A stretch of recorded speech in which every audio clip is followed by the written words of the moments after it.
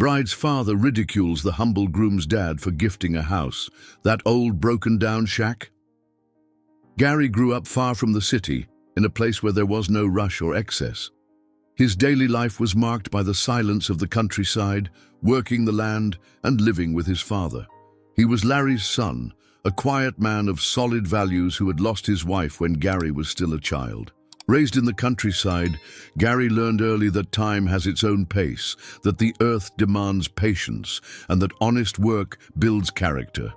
For years, the two lived there, sustaining themselves with small crops, occasional exchanges with distant neighbors, and a kind of strength born from silence. Life was hard, but consistent. When Gary entered adolescence, Larry realized that place, as genuine and soulful as it was, wasn't enough. He understood that his son deserved more, that he couldn't limit his future to the fences of the property. So he decided to leave everything behind. He sold what he could, kept the essentials, locked up the cabin, and moved with Gary to the city. There, they rented a small room in the suburbs, cramped but full of possibilities.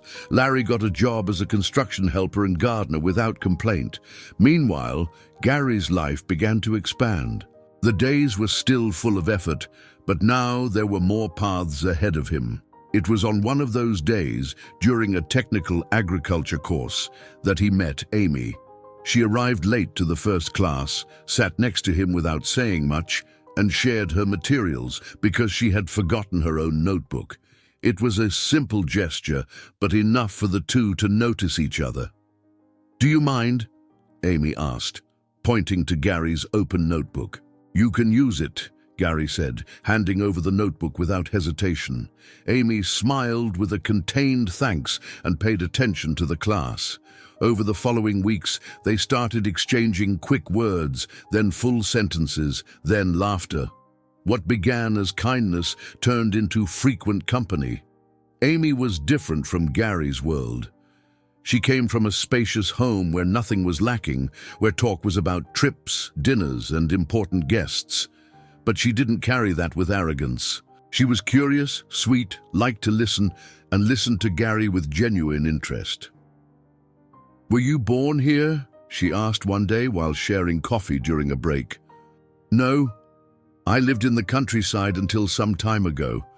I only came here when my dad decided I needed more than the countryside could offer," Gary said, looking thoughtfully at his cup. "And do you like it here?" "It's different. The city has a lot, but it also demands a lot. Sometimes I miss the silence from back home. It must have been beautiful." It was, still is. From then on, they started seeing each other outside of class, first in libraries, then in parks, until their meetings became part of the routine. Amy felt good being near him, lighter, more genuine.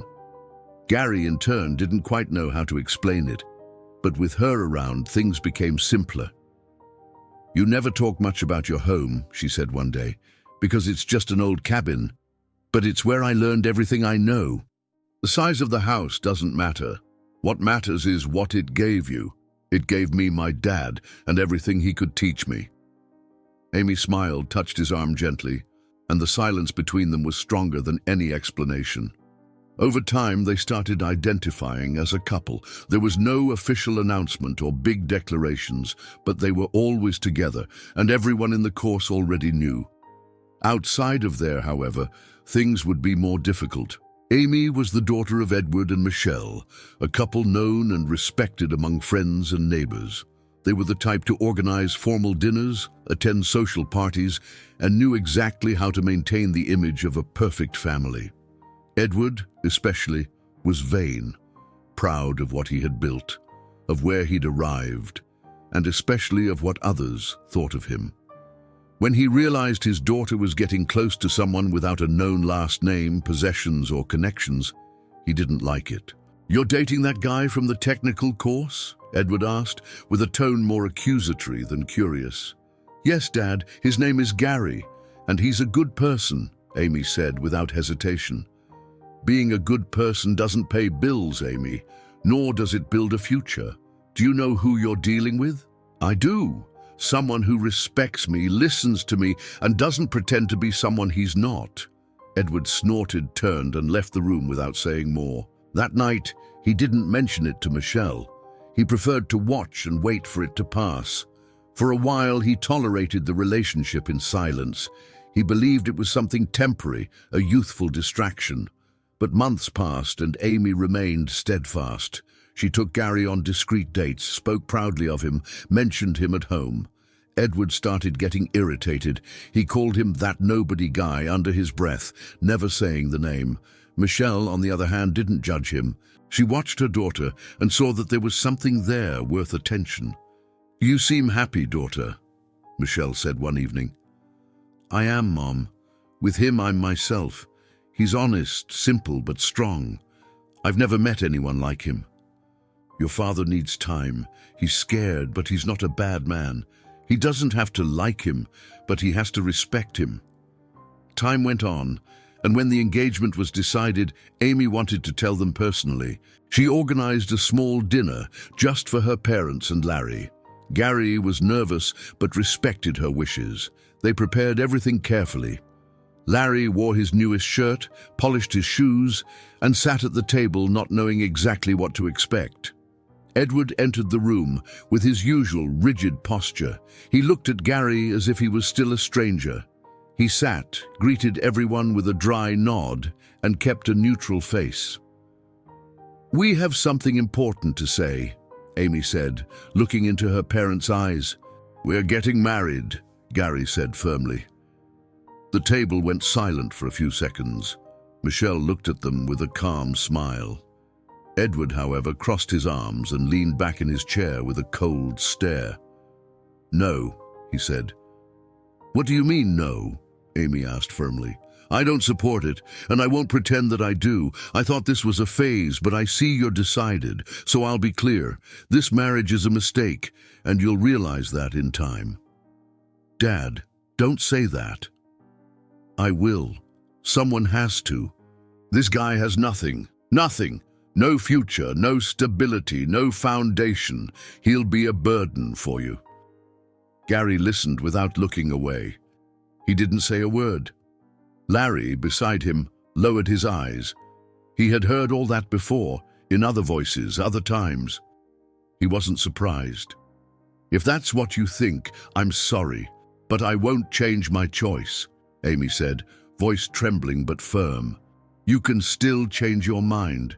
You can still avoid this mistake. Or you can stop trying to control my life." Michelle tried to intervene, but Edward stood up. "I've said what I needed to say," he said before leaving the room. The mood after that night was heavy. Amy and Gary spoke little. Larry avoided commenting, respecting his son's space. Gary thought about backing down. He didn't want to cause a rift between Amy and her family. He felt guilty, as if he were responsible for all of it. "Maybe it's better to stop here," Gary said to Amy days later. "You won't run away from this," she said. "I don't want to put you against your family. If my dad has to choose between pride and his daughter, he can choose. I've already chosen you." Michelle, seeing the growing tension, began talking to Edward more insistently. "She won't go back, Edward," she said, "and you're pushing your daughter away out of pure prejudice." "It's not prejudice, it's caution." "It's not. It's pride." Edward didn't respond. In the following days, he avoided the topic, diverted his gaze, and locked himself in silence. He pretended he hadn't heard, that the problem didn't exist. When Michelle tried to talk, he left the room or made excuses. He ignored Amy when she brought it up, pretending it was just youthful stubbornness. But time didn't stop, and Amy didn't back down. She stayed by Gary's side, stayed firm in their plans, and her emotional distance began to bother more than any conversation. Edward realized, though he never admitted it, that his daughter was drifting away, that the bond they had was being eroded not by Gary, but by his own rigidity. "She'll come back," he muttered alone in his office, with a half-full glass of drink. Michelle watched him with tired eyes. She no longer pressured with words, but with presence. She stayed close, letting time do what advice couldn't. Weeks passed. The house, once noisy with Amy's conversations, was now full of sharp silences. Edward heard his daughter leave, come home late, talk on the phone with her fiancé naturally. Every gesture was a reminder that she wouldn't change her mind. And that ate away at him. One night, Michelle entered the room and found him sitting on the couch, staring at the turned-off TV. "You know you're losing her, don't you?" she said quietly. Edward didn't answer. He took a deep breath, eyes heavy. "She's going to get married with or without your consent. The difference is whether you'll be there or not." Edward rubbed his face. There was no anger then, just weariness. "If that's what she wants, let her," he said softly. "But then I'll take care of everything. If she's going to make a mistake, she'll make it with style."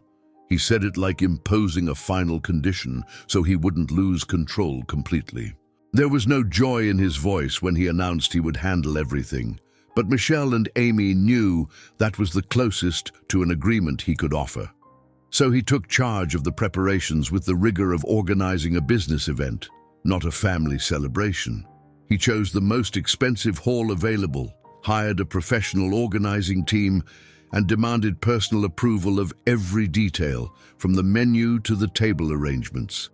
He wanted everyone to see, feel, and comment. If his daughter was going to marry someone he considered inferior, the wedding itself would have to scream otherwise. "This dress needs another adjustment," Edward said, scanning the atelier. "It's already been adjusted twice, Dad," Amy replied, tired of the repetition. "Then one more. I don't want anything out of place." Gary didn't interfere. When asked, he just said he trusted Amy's choices. Larry, in turn, watched everything from a distance. He had tried to participate, offer modest financial help, and make himself available. "Everything's settled," Edward said with a courteous smile. "You just need to worry about being there." Larry nodded without insisting. The big day arrived with a clear sky. The hall was impressive, full of golden details, soft lighting, and subtle background music. Guests arrived in elegant attire, men in sharp suits, women in long dresses, many watching everything with attentive eyes, quietly commenting between sips of wine. Amy entered the hall wearing a dress that seemed to dance with the light. She was serene, but her eyes searched for Larry and Gary among the faces. When she saw them, she smiled. Gary was at the altar with a simple but firm posture, wearing a suit that wasn't new but clean and well cared for. Larry, beside him, watched with crossed hands and a calm gaze, wearing the same light blue shirt he reserved for important occasions. The ceremony went as planned. Formal speeches, sincere vows, polite applause. When they kissed, there was a brief commotion. Some smiled genuinely, others out of obligation, but it didn't matter. The union was sealed. After the ceremony, guests were directed to the reception hall. Soft music filled the room. Waiters circulated with well-balanced trays, and the tables were impeccably decorated with flowers and details. When everyone had finished dinner, the moment for gifts was announced. Edward stood from the head table with a satisfied expression, microphone in hand. He signaled for the ambient sound to lower. "Good evening, everyone," he said, smiling formally. "Today is an important day. My daughter is getting married, and although the path here has been, let's say, unusual, I respect her choices." There were some discreet chuckles from the audience. And like every father concerned about his daughter's future, I wanted to contribute something that might help in this new chapter. He took from the inside pocket of his jacket a shiny keychain and raised it in the air. "A new car. Because now, Gary, you have a wife to take care of. I hope you handle it responsibly. After all, even if you're not the ideal choice, she's who she wanted." The phrase was said jokingly, but the venom was there, clear. The laughter that followed was restrained, awkward.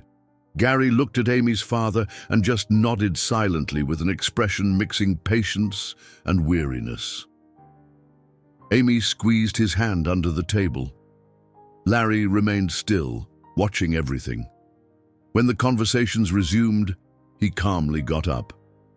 Walked to the center of the hall with slow steps, pulling from the inside pocket of his coat a yellowed envelope, slightly bent at the corners. He handed the envelope to Gary with both hands. "It's simple," Larry said, voice thick. "But it's where you came from." Gary opened the envelope and took out an old iron key and a photograph. In it, a wooden cabin appeared among trees, its roof worn by time and windows closed. It was the house where he grew up. Larry continued, "That's where I raised you. That's where you learned to live. And now it's yours. The key is yours. The house, too." Gary held the photo like holding a piece of his own heart. His eyes shone, chest tight. He said nothing at first. He just looked at his father with silent gratitude. But before he could speak, Edward approached. "Is this for real?" Edward said, taking the photo from Gary's hand without asking. He looked at the image for a few seconds, then burst into a loud laugh that interrupted the music and turned some heads. "This is the gift? That old broken shack?" The laughter echoed through the hall. "I thought it would be, I don't know, a refrigerator, a stove, something useful. But a hut? A rundown house in the woods? Is this a joke?" Gary looked at him calmly. "It's where I was raised.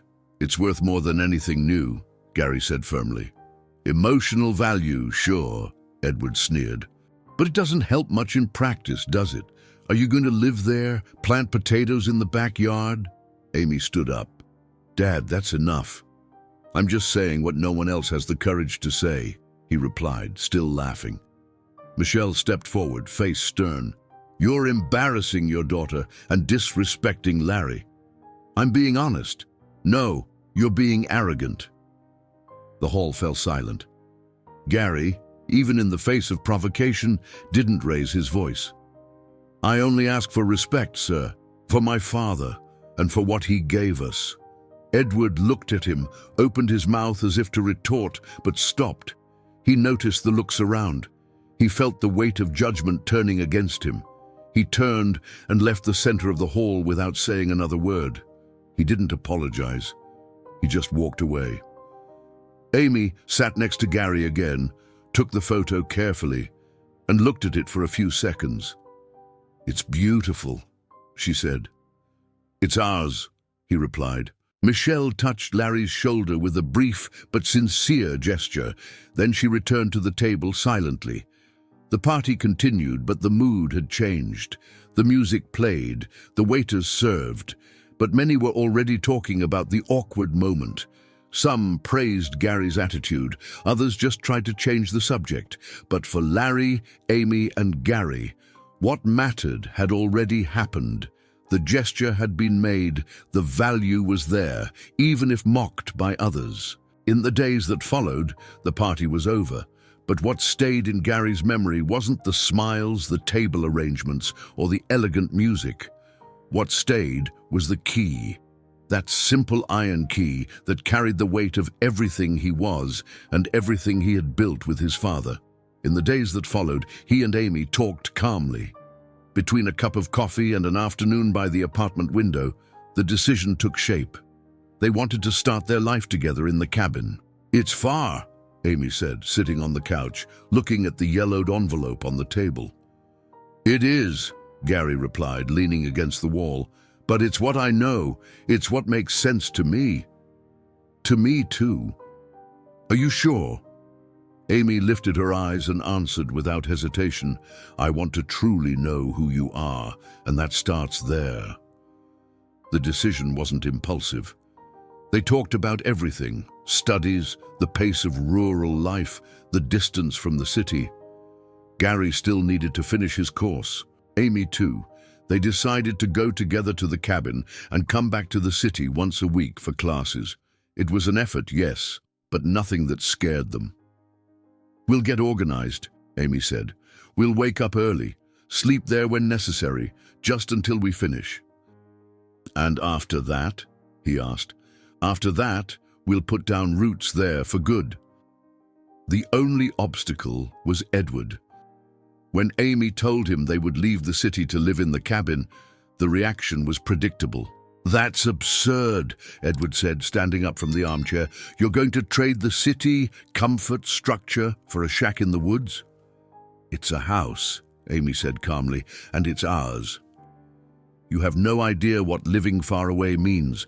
No nearby hospital, no market, no security. That's not how you build a marriage. That's exactly how, with choices that make sense for both." "Amy, Dad, listen, we're both decided. We'll keep studying, we'll make it work, and you don't have to agree. You just have to respect it." Edward sighed deeply, pressed his temples with his fingers, but said nothing. Only after many talks with Michelle and realizing his daughter wouldn't give in, did he finally accept. Reluctantly, but he accepted. "Do as you want," he said coldly, "but don't count on me to visit." Meanwhile, Larry listened to the conversations from afar. He didn't interfere, but observed carefully. When he realized the couple would really go to the cabin, he approached Gary with a simple gesture. "I'm coming with you," Larry said. Gary looked at him surprised. "Dad, you don't have to. You can stay here closer to the city." "I don't like the city. I already know where I want to be.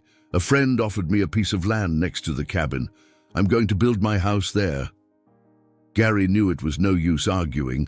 Larry had already decided. So weeks after the wedding, with classes still ongoing, the couple packed their bags. Few clothes, books, basic utensils. The essentials fit into 2 travel bags.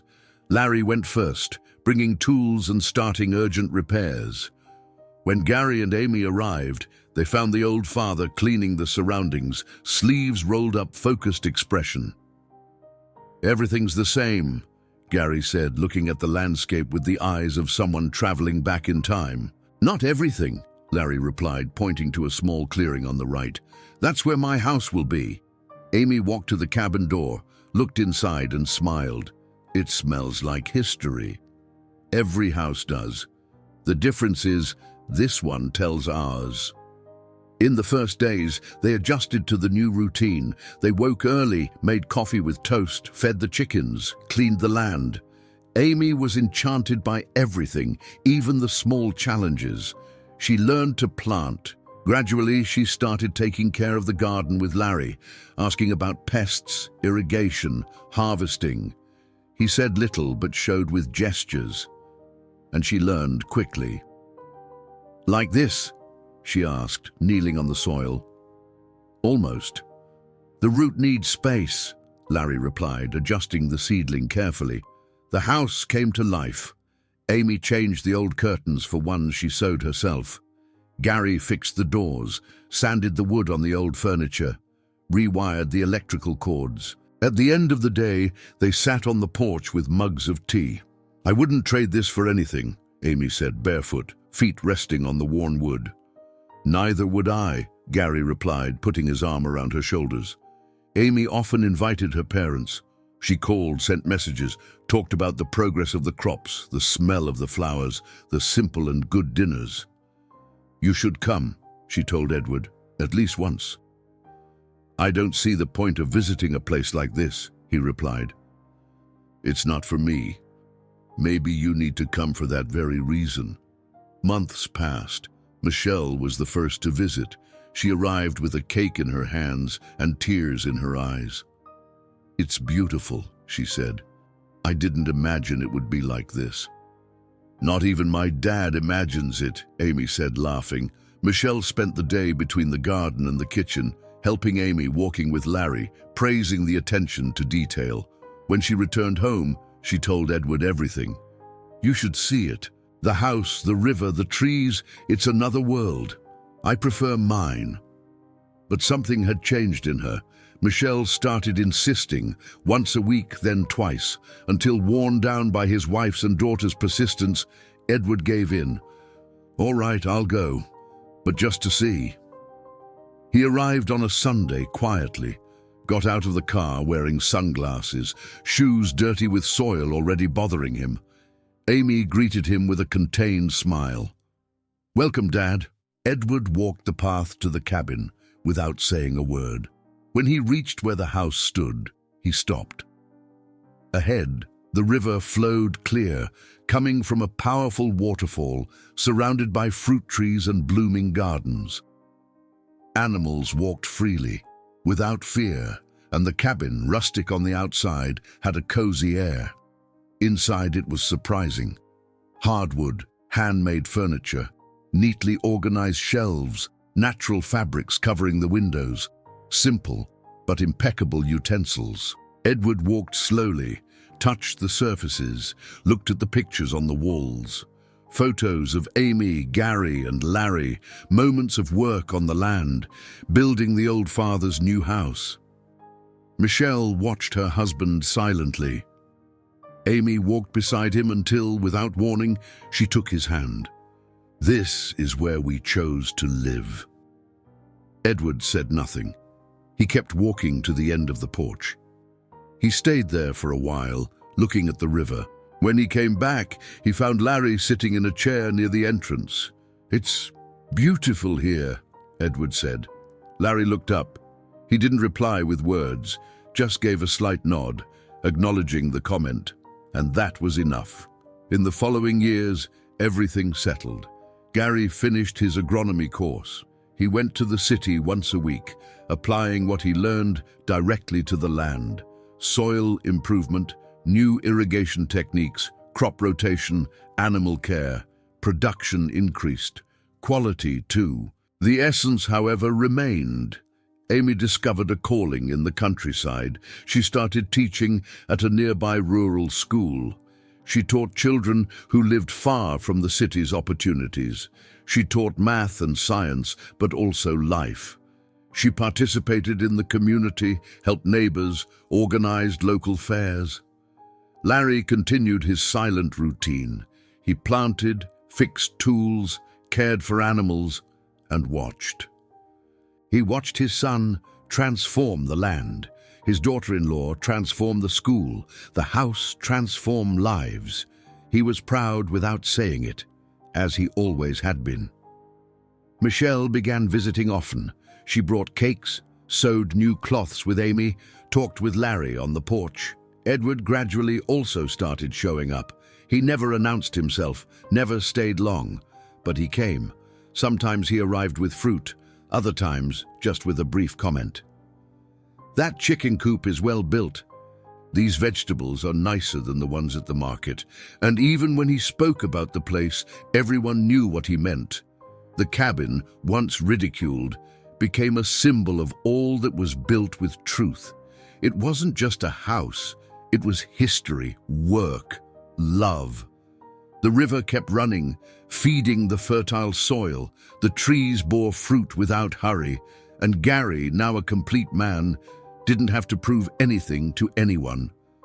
There lay his roots, deep, silent, and unshakable. If you enjoyed this story, don't forget to subscribe to the channel, leave a comment, give it a like, and activate the notification bell so you don't miss any of our upcoming videos.